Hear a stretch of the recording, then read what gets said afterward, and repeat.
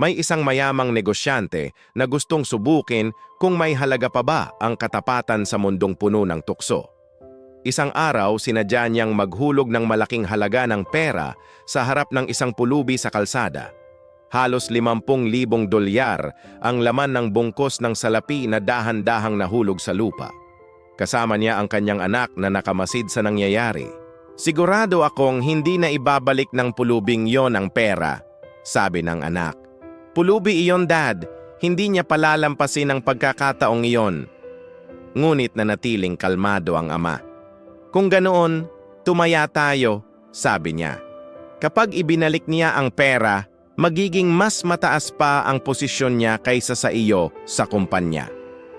Hindi makapaniwala ang anak, ngunit pumayag siyang makita kung ano ang mangyayari. Sa di kalayuan, napansin ng pulubi ang makapal na bungkos ng pera sa lupa. Napatigil siya at matagal na tinitigan ang mga salaping nasa harapan niya. Bumilis ang tibok ng kanyang puso. Alam niyang sa isang iglap, pwedeng magbago ang buhay niya dahil sa perang iyon. Dahan-dahan niyang pinulot ang pera. Sa gilid, agad na nagsalita ang anak ng mayaman. "Tingnan mo, Dad, sinabi ko na sayo, tatakbo na siya dala ang lahat ng iyan." Ngunit hindi gumalaw ang ama. Tahimik lamang siyang nakatingin. Ang pulubi ay huminga ng malalim habang mahigpit na hawak ang pera sa dalawang kamay. Ilang segundo siyang nanatiling nakatayo. Tila nakikipaglaban sa sarili niyang damdamin. Para bang sa mga sandaling iyon, nagpapaalam siya sa isang pangarap na matagal niyang hinintay. Pagkatapos ay dahan-dahan siyang tumayo at nagsimulang maglakad papunta sa kanila. Bawat hakbang ay tila napakabigat. Nanlaki ang mga mata ng anak habang pinagmamasdan ang papalapit na pulubi. Pagdating nito sa harap ng mayamang negosyante, iniabot niya ang pera. "Sir, nahulog po ninyo ito. Sa inyo po ang perang ito." Tiningnan siya ng mayaman at nagtanong, "Hindi mo ba gustong itago?"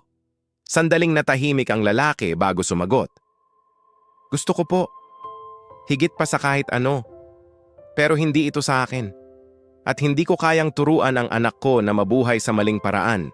Napabuntong hininga ang mayaman at mas lalong napahanga sa sagot na iyon. Tiningnan niya ang lalaki at nagsalita. "Gusto mo bang maging manager ng tindahan kong alahas?" Nagulat ang anak sa narinig niya. Samantalang ang pulubi ay natigilan sa kinatatayuan. "Pero hindi man lang po ako nakapag-aral," mahina niyang sagot. Ngunit ngumiti ang mayaman. "Mayroon kang isang bagay na hindi mabibili at hindi rin naituturo sa paaralan," sabi niya. "Iyon ay matibay na pagkatao at katapatan." Ibinaba ng anak ang kanyang ulo sa hiya. Doon niya unang naunawaan ang aral na hindi kailanman kayang bilhin ng pera. Makalipas ang ilang linggo, ang dating pulubi ay nakasuot na ng simple ngunit maayos na damit. Maayos ang kanyang tindig at may kumpiyansa na sa sarili. Nasa loob na siya ngayon ng pinakamalaking tindahan ng alahas sa kanilang lugar. Habang lumilipas ang panahon, pinatunayan niyang tama ang naging desisyon ng mayamang negosyante. Maayos ang pakikitungo niya sa mga mamimili, nirerespeto niya ang mga kasama sa trabaho at patuloy na lumalago ang negosyo. Alam ng mayaman sa kanyang puso na ang taong iyon ay hindi niya pinili dahil sa karanasan o diploma. Pinili niya ito dahil sa katapatan. Noong gabing iyon, umuwi ang dating pulubi sa kanyang bagong tahanan na may dalang pagkain, gamot at pag-asa para sa kanyang pamilya. Minsan isang simpleng tamang desisyon lang ang kayang magbago ng kapalaran ng isang tao.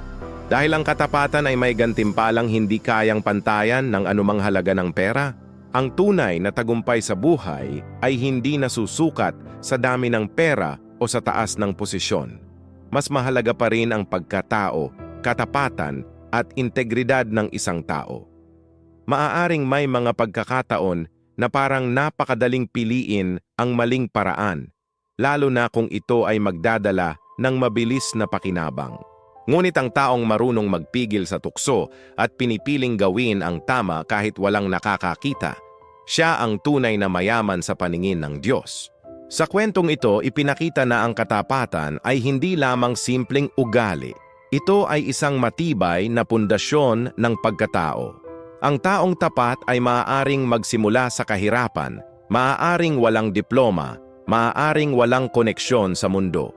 Ngunit kung ang puso niya ay malinis at ang konsensya niya ay tuwid, may paraan ng Diyos upang itaas siya sa tamang panahon.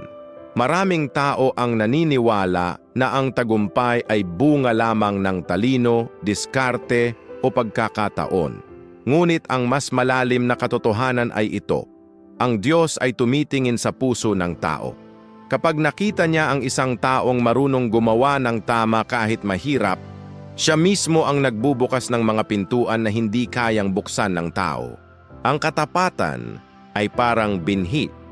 Sa simula, tila maliit at walang halaga.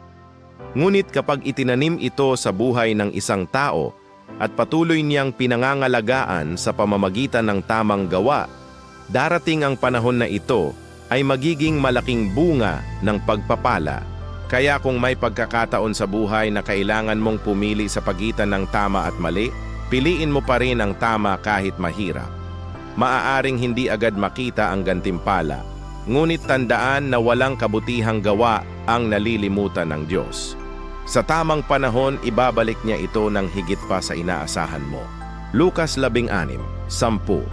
Ang mapagkakatiwalaan sa maliit na bagay ay mapagkakatiwalaan din sa malaking bagay, at ang hindi tapat sa maliit na bagay ay hindi rin magiging tapat sa malaking bagay. Gusto mo bang makasave sa binibili mo? Bumisita sa Smart Save to Shop. Link nasa comment section. Kung nagustuhan mo ang video, mag-like, comment, at share. Malaking tulong ito sa amin. Sundan mo rin kami para updated sa bagong videos. Forever bless. God bless. Ingat lagi.